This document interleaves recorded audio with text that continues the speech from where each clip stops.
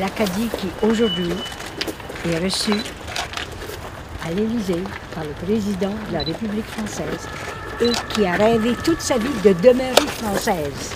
Cette Acadie-là est au comble du bonheur.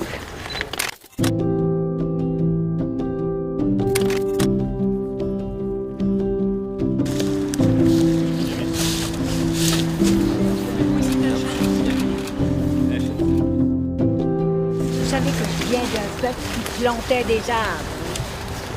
L'Acadie est née entre la forêt et la mer. L'arbre était aussi important que l'eau. Alors aujourd'hui, j'ai l'impression de faire un geste que mes ancêtres préparaient depuis tant d'années. Les Acadiens étudiaient leur langue dans une grammaire anglaise. Et si vous voulez de la petite histoire, et je peux vous en raconter une. C'est qu'à un moment donné, la maîtresse nous a demandé de faire notre composition de la semaine. Et elle a dit, vous allez l'écrire « My Own Funerals ». J'ai dit, dans quelle langue? Elle a dit, la langue du pays, l'anglais. J'ai dit, nous ne sommes pas des Anglais. Écoutez, j'avais 12-13 ans, même pas. Puis je me battais avec la maîtresse d'école pour qu'on parle de nos propres funérailles et non pas « My Own Funerals ». Je pense que le combat a commencé là. C'est un moment très important pour la langue française telle qu'elle est parlée dans le monde.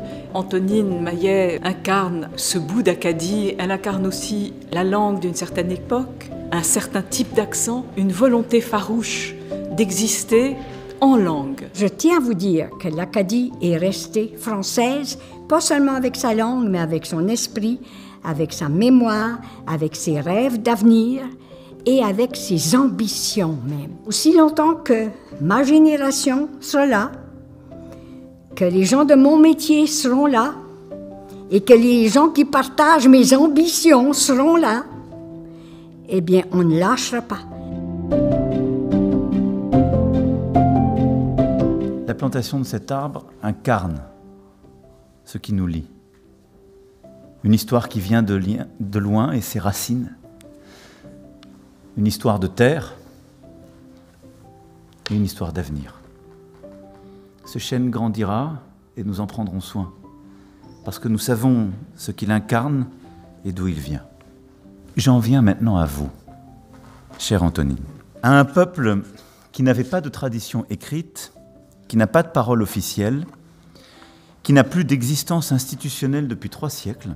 Vous avez offert une voix puissante, des pièces de théâtre, des romans, des personnages, leurs histoires. Vous êtes la conteuse de l'Acadie, ce peuple 4 fois centenaire, venu de la Loire, de Bretagne, de Normandie, déporté par les Britanniques au XVIIIe siècle et dont le pays a été rayé officiellement de la carte du monde.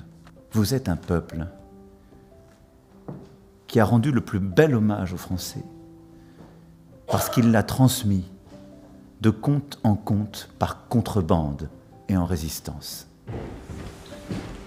Madame Antonine Maillet, au nom de la République française, nous vous faisons commandeur de la Légion d'honneur.